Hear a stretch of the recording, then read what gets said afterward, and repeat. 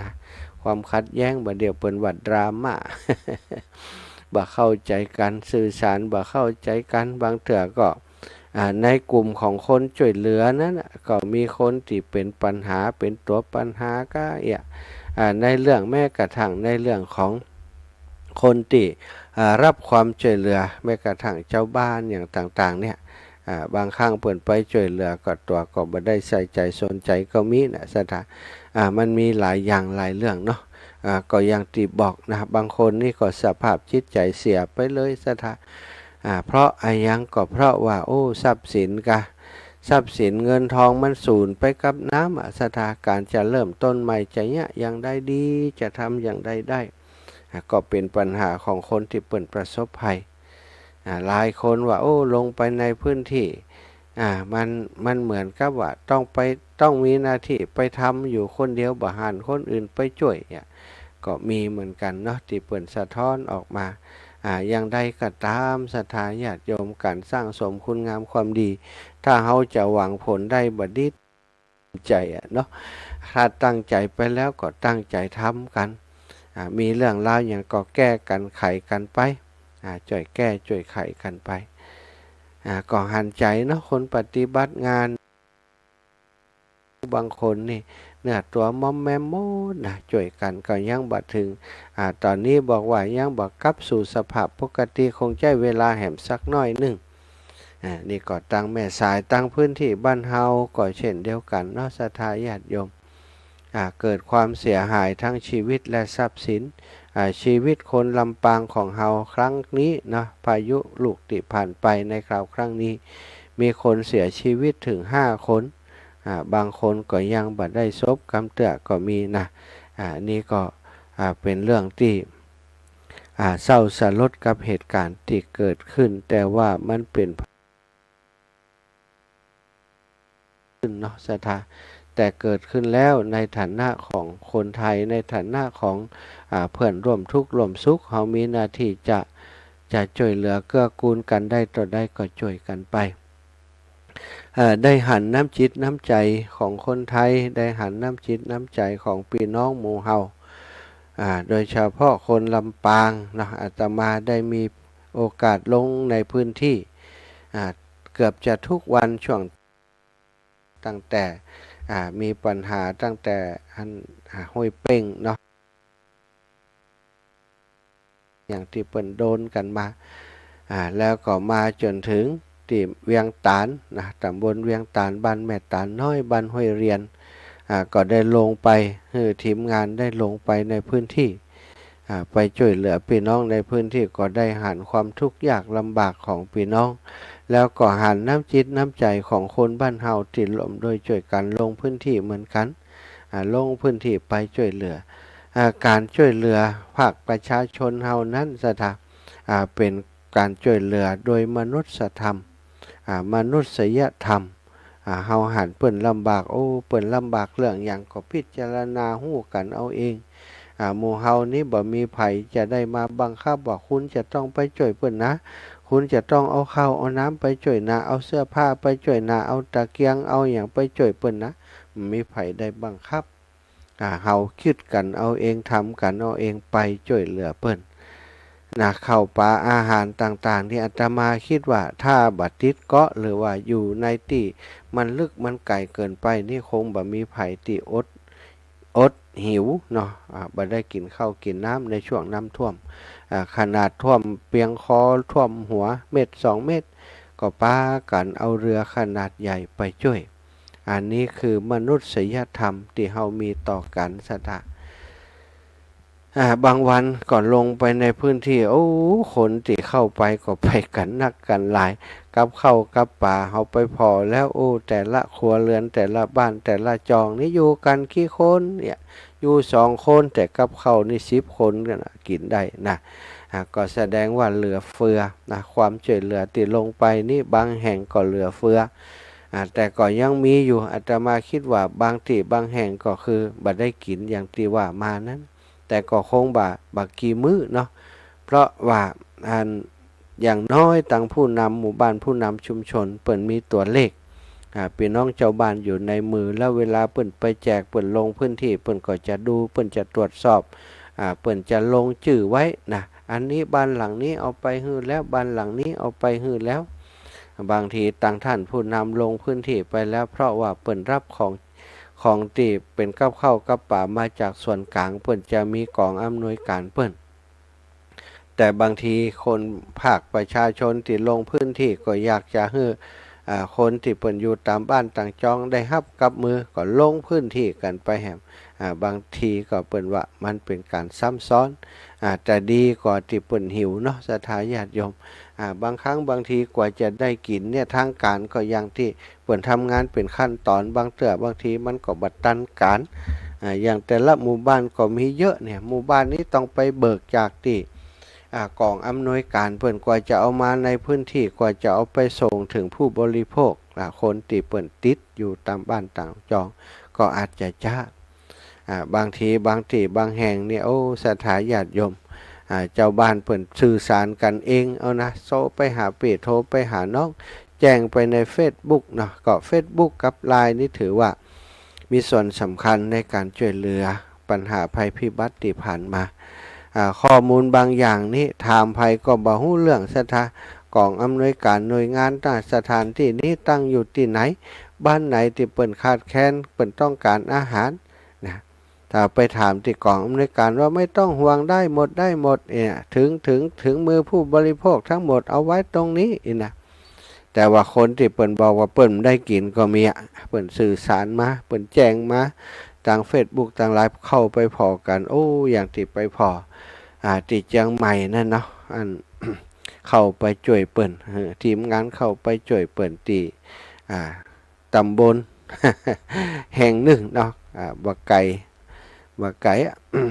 ปรากฏว่ามีกับทีมงานกู้ภัยกู้ภัยของเชียงใหม่ส่วนหนึ่งกู้ภัยของอุตรดิตถ์ส่วนหนึ่งและกู้ภัยที่มาจากสุพรรณบุรีซึ่งมาแบบจิตอาสาบ่ได้มีหน่วยงานยังที่จะซัพพอร์ตนะบ่ได้มาแบบมูลนิธินู่นมูลนิธินี่นะเปิ่นมาแบบจิตอาสามาส่วนตัวลงพื้นที่กันไปเปิ่นบอกคือได้อู้จากันเปิ่นก็บอกว่าทำงานตั้งแต่ต้นจนจบโครงการหมายความว่าตั้งแต่เปิ่นบ่ได้กินข้าวเอาปลาไปส่งให้เปิ่นเรียบร้อยแล้วจนมาถึงตอนเจ้านี่ยังบ่หัน เจ้าหน้าที่ เจ้าหน้าที่ของในพื้นที่เพิ่นมาดูแลเลยว่านะมีแต่เจ้าบ้านที่ได้รับความเดือดร้อนเจ้าบ้านบางคนก็ถึงกับเอ่ยมาถึงกับเอ่ยมาว่าโอ้บ่หันหน้าคนนั้นบ่หันหน้าคนนี้เลยนี่ถ้าบ่ได้หมู่น้องนี่หมู่ปีเขานี่ลำบากนี่นะก็ว่ากันไปเนาะศรัทธาความเสียหายมันเป็นวงกว้างของอย่างมันจะไปโทษกันก็ไม่ได้เฮาต้องมีใจที่มองเปิ่นห้องว่ามองโลกในแง่ที่พยายามจะให้มันเกิดความเข้าใจกันบ่ได้มองโลกในแง่ของความขัดแย้งอย่างทีมที่อาตมาลงไปช่วยเขาก็บ่ได้คิดอย่างนะก็ช่วยเหลือกันเองแม้กระทั่งการเก็บการกับอย่างต่างๆก็ดูแลกันเสร็จแล้วก็กลับไปช่วยเหลือที่อื่นต่อช่วยหั่นเสร็จแล้วตอนนั้นเปิ้นหมดความจำเป็นที่จะต้องใช้เรือแล้วเปิ้นก็ไปที่อื่นแหมซะท่าวันนั้นก็คือปิกมาที่ลำปางก็หลายจุดลงไปตรวจสอบลงไปดูโอ้บางทีเจ้าหน้าที่แจ้งว่าท่านนั้นเปิ้นต้องการความช่วยเหลือโหลงไปเปิ้นแห้งแก๊กแล้วบางเถื่อเจ้าหน้าที่หรือว่าหน่วยงานองค์กรมูลนิธิที่เป็นคนประสานงานก็บ่ฮู้เรื่องก็มีนะก็เลยเสาะหากันเอาเองวันนั้นอย่างทีมงานที่ลูกจากเชียงใหม่มาอาตมาปาไปช่วยที่อันศพปราบนะพอศพปราบนี่ลงไปก็ปรากฏว่าเปิ้นดูแลตัวเองได้แล้วทางพื้นที่ท่านนายกท่านนายอำเภอก็บอกว่าของผมดูแลกันได้แล้วอาจารย์บ่ต้องห่วงละท่านอาจารย์ไปช่วยตั้งลุมต่อเตอะก็คือทีมงานเปิ่นลงไปตั้งแม่พริกก็ไปปรากฏว่าไปเจอที่หมู่บ้านแห่งหนึ่งที่เปิ่นต้องการความช่วยเหลือก็ไปช่วยเปิ่นที่หมู่บ้านวังสำรานเนาะประสานงานกับท้องถิ่นก็ไปทำงานกันที่หันอันนี้ก็คือลักษณะการทำงานภาคประชาชนที่มีจิตอาสาสถา ก็มีปัญหาอยู่พอสมควรบางทีก็อย่างที่ว่าเนี่ยราชการก็ต้องการให้เข้าระบบแบบราชการท้องถิ่นก็ต้องการให้ต้องผ่านผู้นำอย่างอันอย่างอีแต่ประชาชนบางเตือก็หู้ปัญหาเนาะหู้ปัญหาข้อจำกัดของผู้นำข้อจำกัดของท้องถิ่นต่างๆว่ามันบัดทั่วถึงเขาเลยต้องถือวิสาสะโดยความเป็นห่วงเปื่อนมนุษย์ด้วยกันเป็นห่วงคนที่เปิ่นติดก็ล้นลอยแพอยู่ตามบ้านจองลงไปช่วยกันเอาหลู่เอาบุญเอาซะนะต้องใจคำว่าหลู่เอาบุญถ้าไปตามขั้นตอนนะดิ่มดีนี่เอาเรือไปจอดท่าอยู่ฮั่นดิ่มดีก็ มีปัญหากับองค์กรนั้นหน่วยงานนี้นะแม้กระทั่งมูลนิธิที่ลงพื้นที่เนี่ยได้ทราบว่าบางมูลนิธินี่เปิ่นบ่ถูกกันก็มีว่า กู้ภัยบางที่นี่นะถ้ากู้ภัยนี่อยู่กู้ภัยนั่นบ่อยู่ก็มีไปสปะนะภาคประชาชนจึงมีบทบาทสำคัญในการช่วยเหลือในครั้งนี้ว่าจะเรื่องอาหารว่าจะเรื่องเครื่องเสื้อผ้าเครื่องนุ่งห่มต่างๆเนาะก็ลงไปช่วยกันแม้กระทั่งการเก็บกวาดวันก่อนก็หันคนที่เปิ่นมีไม้กวาดก้าอย่างการชมรมนั้นชมรมนี้ได้ลงพื้นที่ไปในพื้นที่ลุ่มหิมน้ำที่เปิ่นน้ำแห้งแล้วก็ลงไปช่วยกันกวาดกันเก็บเอาไม้กวาดไปมอบให้อันนี้ก็เข้าท่าดีนะช่วยกันคิดช่วยกันทำช่วยกันเป็นการให้กำลังใจกับผู้ที่เปิ่นประสบภัยเนาะสถากำลังใจเป็นสิ่งที่สำคัญสถาการพอหน้ากันการสนทนากัน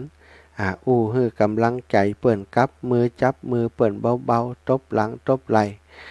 ให้กำลังใจเปิ่นอันนี้ก็ถือว่าเป็นสิ่งที่เขาควรจะทำในช่วงนี้นะคนที่เปิ่นเจอภัยพิบัตินี่บางเตือมันหมดเนื้อหมดตัวมันหมดกำลังใจมันอ่อนล้าอ่อนแรงถ้าเขาไปให้กำลังใจเปิ่นให้เปิ่นได้ฮึดสู้ให้เปิ่นได้มีกำลังใจในการจะอยู่ต่อไปถือว่าเป็นบุญเป็นกุศลอย่างหนึ่งเหมือนกันนะสถาเป็นการให้เปิ่นได้มีความรู้สึกที่ดีกับสังคมรอบข้างบางคนนี่โดดเดี่ยวคิดว่าจะอยู่อย่างใดจะอย่างใดจะไปอย่างใดถ้าเขาไปให้กำลังใจเปิ่นมอบโอกาสดีๆให้กับเปิ่นเปิ่นก็จะได้มีกำลังฮึดสู่คนเฮานี่ศรัทธาถ้ามันมีกำลังใจแล้วกำลังอย่างอื่นมันก็มาหมดเนาะร่างกายของคนเฮาถ้าใจมันอ่อนใจมันบ่สู้แล้วร่างกายจะแข็งแรงปานใดมันก็บ่สู้นะแต่ถ้าจิตใจมันเข้มแข็งมันต่อสู้มันอดทนมันมีกำลังเนี่ยศรัทธามันก็พลอยให้กำลังร่างกายบางทีอาจจะเป็นคนบ่แข็งแรงแต่พอกำลังใจดีมันก็เกิดฮึกเหิมแข็งแรงขึ้นมาเนาะก็เป็นสิ่งที่ต้องช่วยกันแล้วก็การทำความดีนั้นจะไปหวังว่ามันจะต้องวันนี้วันพุธจะต้องมีคนชื่นชมยกย่องอย่างเดียวมันข้อเท็จจริงโลกใบนี้มันมีศรัทธาคนเฮาทุกคนบ่ว่าจะทำดีทำชั่วทำดีก็มีเปื้อนทำชั่วก็มีเปื้อนศรัทธาทำดีก็มีคนหันตัวยทำชั่วก็มีคนหันตัวยทำดีคนที่เปิ่นบ่หันตัวยก็มีศรัทธาคนที่เปิ่นอย่างที่ว่าเนี่ยหมู่นั้นไปบริจาคเข้าของบ่ผ่านผู้นำอย่างอันอย่างอี้นะบางคนอาจจะน้อยใจอาจจะท้อใจไปเลยไปทะเลาะเบาะแว้งกับผู้นำหันเหียก็กลายเป็นประเด็นทำให้ทุกอกทุกใจแต่ถ้าเขาเข้าใจกันก็พอดีว่ามาแล้วมันได้รับแจ้งจากเปิ่นมาว่ามันเปิ่นได้กินก็เลยเอาไปให้เปิ่นอันนี้เอาไปเตรียมไปเติมแหมก็ดีลบนะคนอื่นเอามาก็เอาไปให้แหมคนเปิ่นมันบ่ทั่วบ่ถึงกันก็ว่ากันไปนะสัตว์เนาะก็มี ไปให้มันเป็นดราม่าทำให้เฮาขาดกำลังใจหลายคนรู้สึกว่าคนที่ทำบุญเพิ่นก็เข้าใจประเด็นเหล่านี้เนาะบ่ว่าภัยศรัทธายิ่งทำนักยิ่งก็มีคนโจมตีนักยิ่งคนที่เปิ่นบริจาคผ่านคนนั้นคนนี้องค์กรนั้นองค์กรนี้นักก็มี การเรียกร้องคือตรวจสอบอย่างที่หลายๆคนโดนอยู่ในขณะนี้โอ้เปิ่นโอนมาเป็นล้าน2 ล้านเป็น10 ล้าน20 ล้านเอาตังค์หมู่นั้นไปไว้ไหนหมดเนี่ยมาถึงคนในพื้นที่เลยน่ะจะเอาเฮือเปิ่นไปแจกคนละ1,000-2,000ได้อย่างใดเนาะเปิ่นก็เอามาเป็นค่าใช้จ่ายเอานั่นเอานี่ลงไปหรอเอารถเอาเรือเอาอย่างลงไปแล้วมันก็เป็นค่าใช้จ่ายเปิ่นทั้งนั้นแล้วเขาคนที่มันอยากจะบั่นทอนกำลังใจคนทำงานทำคุณงามความดีนี่มันก็เรียกร้องซะจะเอาเฮือเปิ่นชี้แจงให้มันฟังกูกำนะบางเตือมันก็มาถึงเวลาเนาะ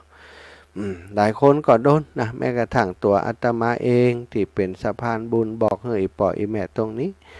ก็ยังมีคนมาโจมตีว่าโอ้อาศัยเรื่องของน้ำท่วมเนี่ยนะระดมทุนเฮือเปิ่นหายเปิ่นหอมมานะบอกว่าเอาไปเนี่ยแต่ก็แต่ ถ้าย่ำแต่อาตมาจะเอาของลงไปให้เปิ่นได้อย่างใดซะได้ ก็แปลกดีเหมือนกันก็จ้างเขาเถอะเขาใครว่าเนาะเดินทางไปแต่ละเตือละตีละแห่งนี่ขนของไป7-8 ลำรถนี่จะเอาน้ำเติมให้เปิ่นกำใจได้หรอมันก็มีค่าใช้จ่ายแต่บอกตามตรงว่าอาตมานี่ ทำบุญต้องการเอาบุญเอากุศลทำบุญบัดได้ต้องการทำบุญเอาหน้าหรือว่าบัดได้ต้องการให้ไผมายกย่องสรรเสริญว่าเป็นฮีโร่อยากจะอยู่เงียบอยากจะอยู่เบื้องหลังตัวเองก็มจะมีจะเป็นเจ้าคณะพระสังฆาธิการแต่อย่างใดก็ปลอดภัยในเรื่องนี้บัดได้สร้างภาพบัดได้ต้องการว่าจะเอางานที่ทำนี้มาขอยศขอตำแหน่งจากไผเนาะทำมาจากใจทำไปด้วยใจต้องการช่วยเหลือประคับประคองกันกับคนที่เปิ่นประสบภัยก็ถือว่าทุกคนเนี่ยเป็นเพื่อนร่วมเกิดแก่เจ็บตายเปิ่นมีทุกข์เฮาจะอยู่สุขได้อย่างไรเนาะไม่เมื่อเปิ่นเฮาทุกข์ปีเฮาทุกข์น้องเฮาทุกข์แม่เฮาทุกข์นะเฮาจะมาอยู่สุขสำราญแต่ลำพังได้อย่างไรเฮามีโอกาสเฮามีเวลาเฮามีหน้าที่ที่จะช่วยเปิ่นได้ก็ต้องเต็มที่เนาะก็ดีใจที่อีปออีแม่ตั้งหลายที่เข้าใจนะจริงๆแล้วการที่ศรัทธาญาติโยมเปิ่นยอมบริจาคผ่านมาตั้งเฮานี่ก็ถือว่าเปิ่นเคารพเปิ่นยอมรับเปิ่นฮู้นะว่าเงินที่เปิ่นบริจาคมานี่ต้องเป็นประโยชน์ในการช่วยเหลือพี่น้องนะเปิ่นถึงได้บริจาคมาคงมีไผที่ว่าโอ้ประกาศแล้วเอาฮื้อโดยหมู่คิดก่อนศรัทธาเปิ่นคิดก่อนทั้งนั้นแล้วก็ถึงตัดสินใจฮื้อมาถ้าบ่ไว้วางใจไผจะทำเนาะคนที่ว่าเปิ่นก็ปล่อยเป็นหน้าที่ของเปิ่นถ้ามีคนอย่างอีศรัทธาคนเฮาต่างคนก็จะบ่ระวังตัวเนาะมีคนอย่างอีเปิ่นว่าเปิ่นนี่มาติติงมาก็เป็นสิ่งที่ดีเป็นสิ่งที่ทำให้เฮาเป็นสิ่งที่มาส่งเสริมคุณธรรมในจิตในใจเฮาคนที่ทำให้เฮากลัดกลุ่มคือคนที่มาส่งเสริมเฮาให้เจริญเจริญในด้านจิตใจเจริญในด้านอย่างต่างๆไปคนที่ทำให้เฮาเป็นทุกข์ ก็เท่ากับว่าเขามาโปรดเฮาคือพ้นจากทุกข์คนเฮาถ้าบ่หันความทุกข์นะศรัทธามันก็บ่ฮู้จักวิธีที่จะออกจากความทุกข์ได้ส่วนใหญ่ก็คือคนเฮาเมื่อหันความทุกข์แล้วเฮาถึงจะหาทางออกจากความทุกข์ถ้าบ่หันความทุกข์ก็จะออกจากความทุกข์ได้อย่างไรนะคนทั่วไปรังเกียจความทุกข์รังเกียจความทุกข์รังเกียจคนที่นำความทุกข์มาให้จริงๆแล้วนะความทุกข์กับความสุขนี่มันก็ต่างกันเนาะสุขนี่ทำให้เฮาสบายอกสบายใจความสบายอกสบายใจอย่างต่างๆความเพลิดเพลินในชีวิตบางครั้งบางทีมันก็เป็นสิ่งที่ทำให้เฮามกหมุนหลุ่มหลงในชีวิตมีความประมาทในชีวิตแต่ถ้าหากว่าเฮาหันความทุกข์เนาะความทุกข์จากอย่างกระจ่างเถอะศรัทธาความทุกข์จากการที่พลัดพรากจากของรักของชอบใจ ความทุกข์ในการปรารถนาสิ่งนั้นสิ่งนี้แต่ว่าได้สิ่งนั้นสิ่งนี้มีมานะนั่นก็เป็นความทุกข์จากคนรอบข้างนะจากคนรักฮักหลังก็จากเพื่อนฝูงก็อย่างต่างๆเหล่านี้เป็นสัจธรรมที่ทำให้เราได้มองเห็นว่าโอ้โลกนี้เต็มไปด้วยความทุกข์แล้วนะเราก็เบื่อหน่ายนิพพิทาหรือว่าเบื่อหน่ายในความทุกข์นั้นๆบ่อยากจะทุกข์บ่อยากจะจมปลักกับความทุกข์โศกแบบนี้ก็หาทางออกจากความทุกข์การหาทางออกจากความทุกข์ถ้าเราพ้นทุกข์ได้ก็ถือว่าอันนั้นคนที่มาทำให้เราทุกข์นั้นคือคนที่มาโปรดเราคนที่ทำให้เราอาฆาตแค้นคนบางคนก็อาจจะมาทำให้เนาะทุกคนอาตมาว่าเคยมีคนที่เป็นศัตรูกู่แค้นกู่อาฆาตมาทำลายชีวิตของเฮามาทำโน่นทำนี่ให้เฮาได้เกลียดได้ชังได้อาฆาตแค้นเพิ่นบอกว่าคนที่ทำให้เฮาอาฆาตแค้นนั้นคือคนที่มีพระคุณในชีวิตของเฮามีพระคุณอย่างใดมันทำให้เฮาอาฆาตแค้นก็มีพระคุณในมุมที่เฮาเขาทำให้เฮาโกรธเฮาเกลียดเฮาจังเฮานี้นะเฮาเองถ้าบ่อยากให้คนอื่นโกรธให้คนอื่นเกลียดให้คนอื่นจังเฮาก็ต้องบ่ทำแบบที่เขาทำฉะนั้นถ้าคนใดทำให้เฮาโกรธเกลียดเครียดแค้นชิงชังเท่ากับคนที่มีพระคุณในชีวิตของเฮามีพระคุณบ่ให้เฮาได้ทำแบบที่เขาทำกับเฮาศรัทธาญาติโยมคนที่ทำให้เฮารังเกียจคือผู้ที่ทำให้เฮาเติบโตเฮารังเกียจเขานะศรัทธาเมื่อรังเกียจเขาก็มาพัฒนาตัวเองรังเกียจเรื่องอะไรยังนะถ้าเขามาเนี่ยอย่างที่เฮารังเกียจนะศรัทธาเฮาก็จะต้องอยู่ห่างคนที่ทำให้เฮารังเกียจนั้นหรือว่าทีบตัวฮือดีกว่าที่เขาว่าดีกว่าที่เขาทำกับเฮาอันนั้นคือการเจริญเติบโตทั้งกายทั้งใจที่เฮาควรจะมีศรัทธาญาติโยมเนาะวันนี้ก็มีกิจกรรมดีๆที่ได้ไปร่วมกิจกรรมมาได้ไปร่วมการตานผ้าป่าที่สถาบันธรรมาภิวัตรหลายคนที่ฟังรายการของท่านอาจารย์สาธิตพระสาธิตธีระปัญโย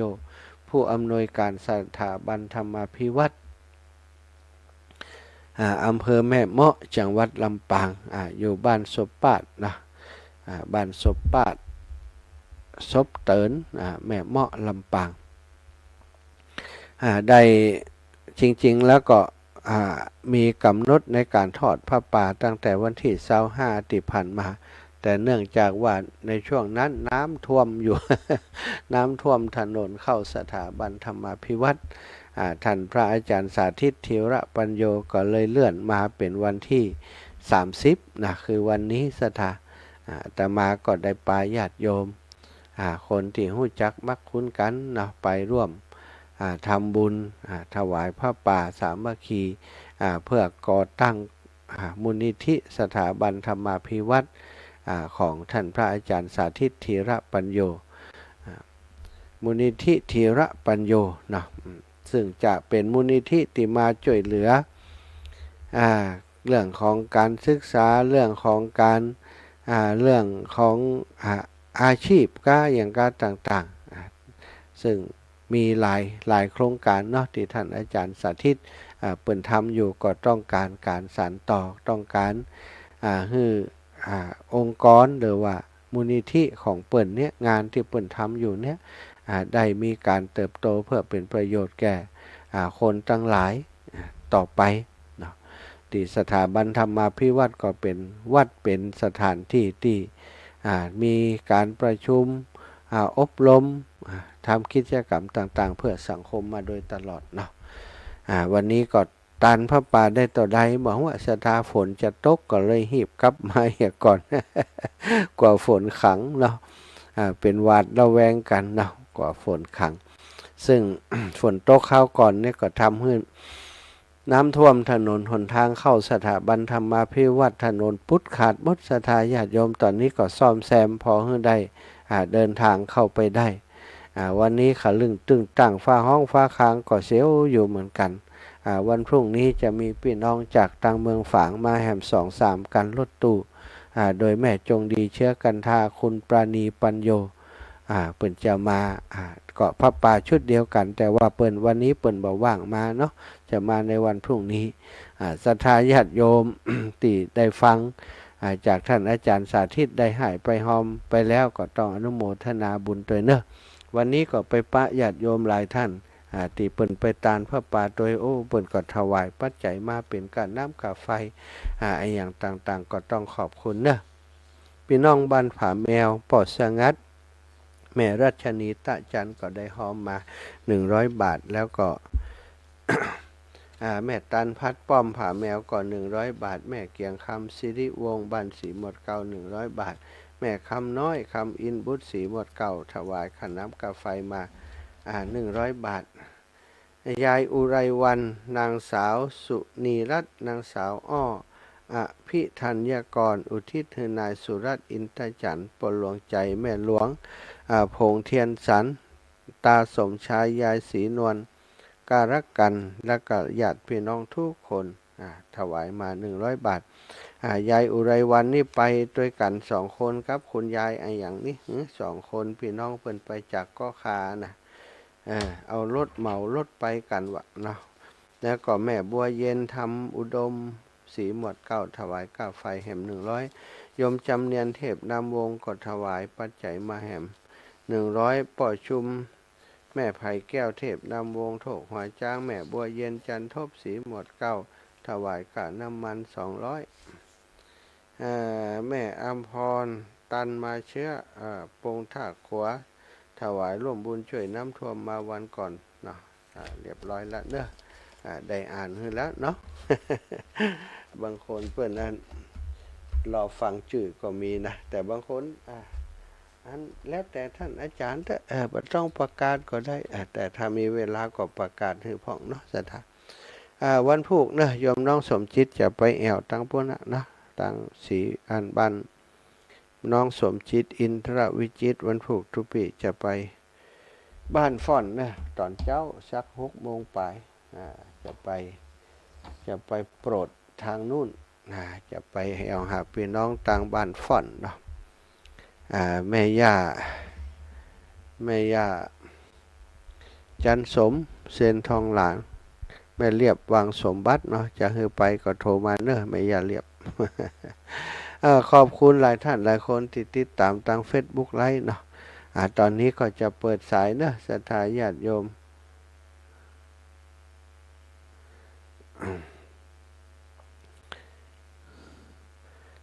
ศรัทธาญาติโยมที่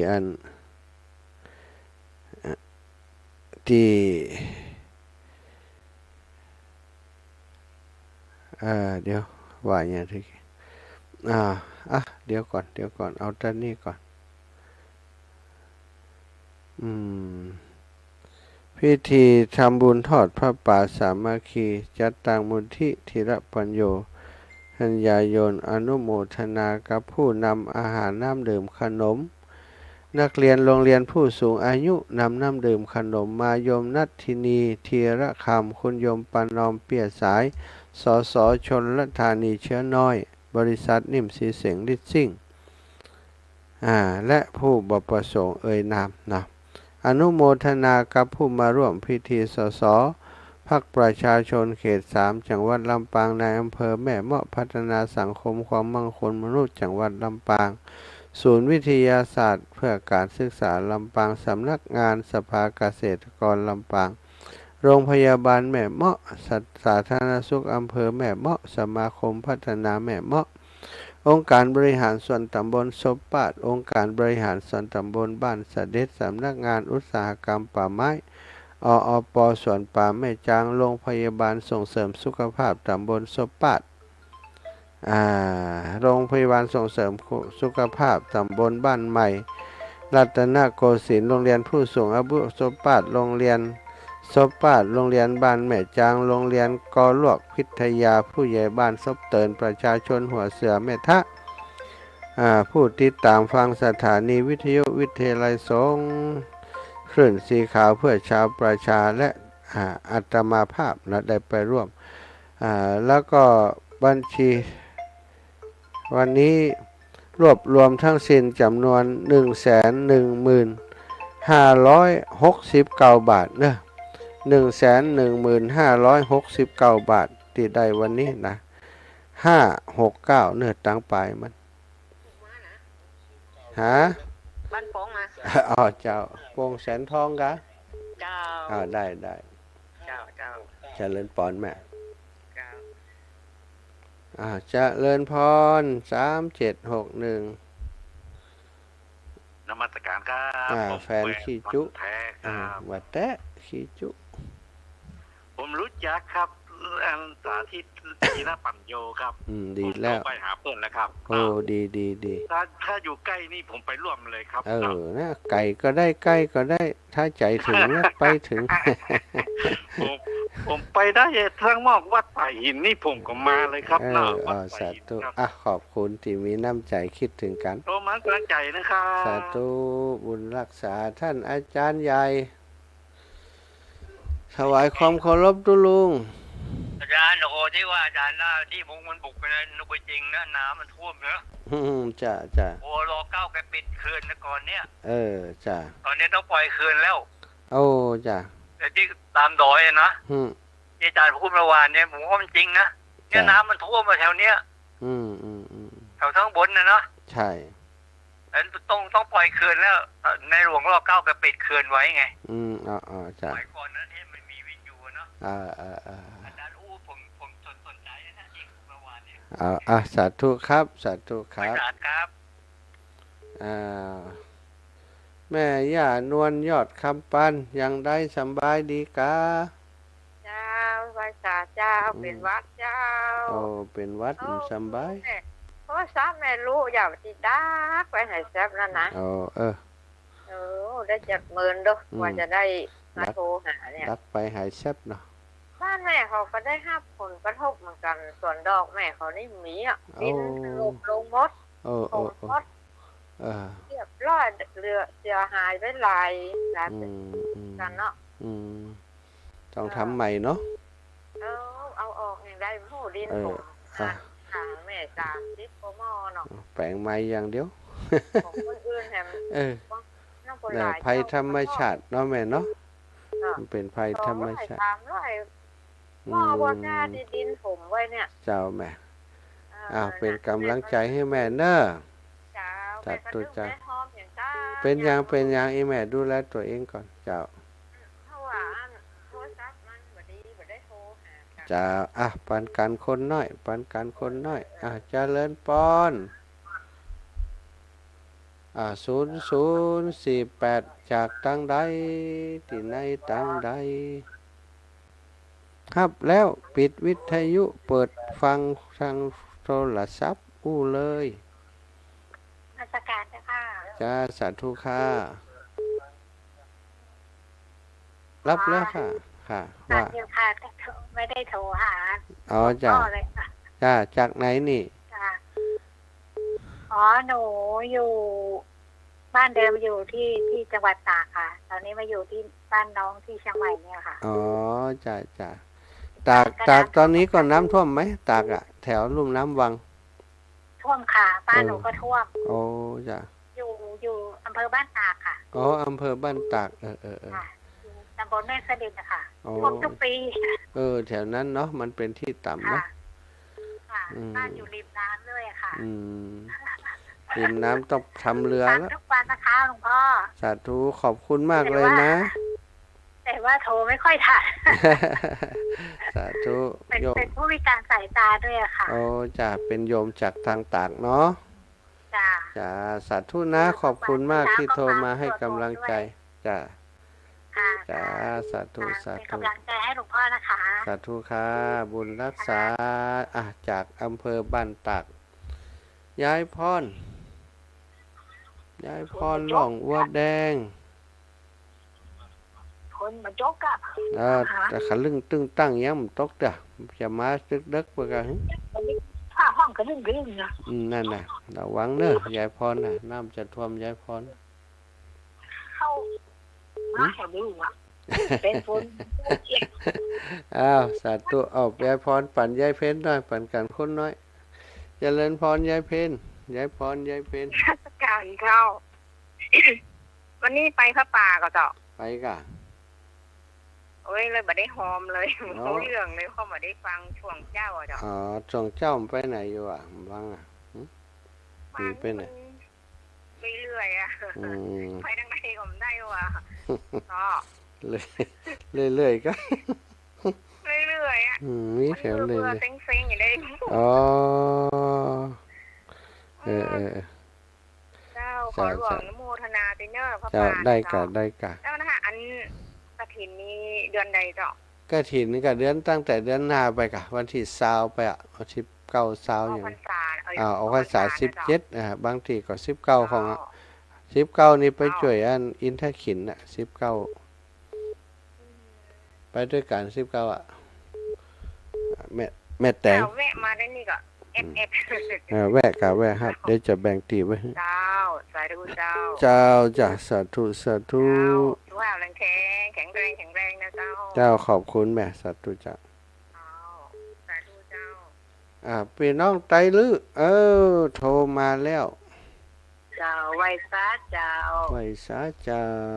วัดกินถ้ากินมันดียังก็เจ้า 19จ้ะไปนะจ๊ะ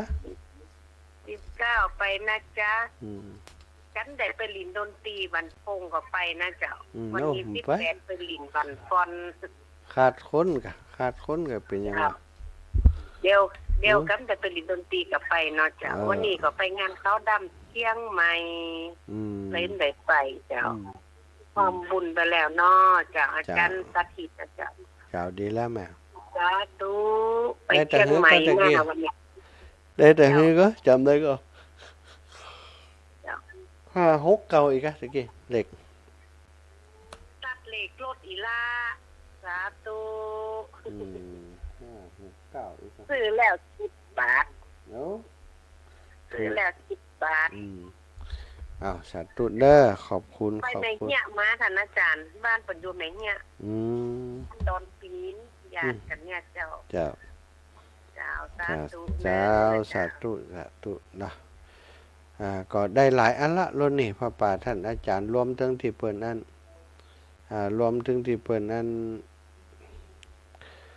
โอนมาเนาะที่เปิ้นถวายปัจจัยไปท่านก็มีส่วนหนึ่งและที่เปิ้นโอนผ่านบัญชีท่านอาจารย์อีกส่วนหนึ่ง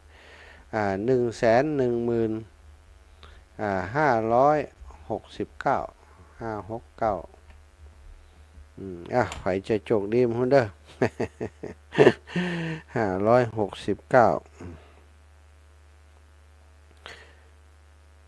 เอาศรัทธาญาติโยมเอาเวลาเหลือแหม3-4 นาทีเนาะขอบคุณตั้ง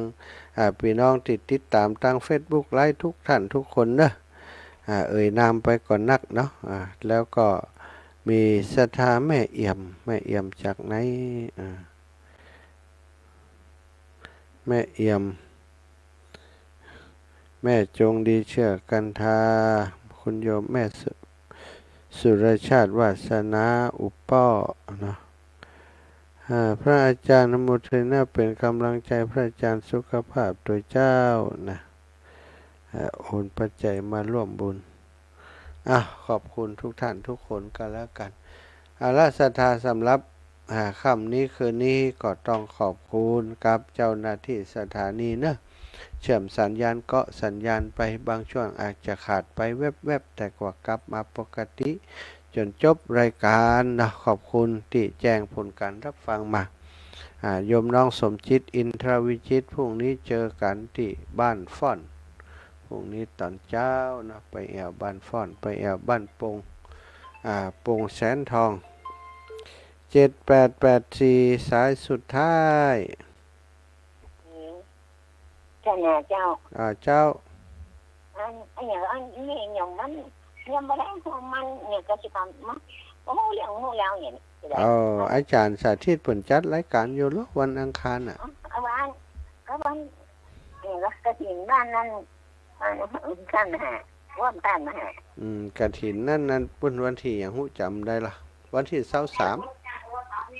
วันที่23เจ้าอัน นี่กลัวครบหมดแล้วนี่เอานี่ได้ก็ เอาหยัง นี่เอาอันอย่างผ้าใจได้ก็ อ๋อได้กะได้กะ นั้นชุดอะไรเจ้า ไตนี่2,800แม่ ฮะ ผ้าไตนี่2,800ไตชุด ไม่ใช่แต่ชุดเอาใจเดินจะเป็นนั่นเอง หืม ดีไม่จ้าพุทธานะ ไตอย่างไรไตมันมีสะบงกะมีค่าสังขากะถ้าไตมันต้องมีคร ชุ บ ดนะจ๊ะ เดี๋ยวค่อยอู้กันหมดเวลาแล้วจ้ะ จ้า จ้ะอ้าวศรัทธาญาติโยมเวลาหมดเวลานำรายการจากลาไปด้วยเวลาเพียงเท่านี้ขอความสุขสวัสดีจงบังเกิดมีแก่ศรัทธานาบุญทุกท่านทุกคนนะจัตตารโอธรรมาวัฏันติอายุวันโนสุขังภะลัง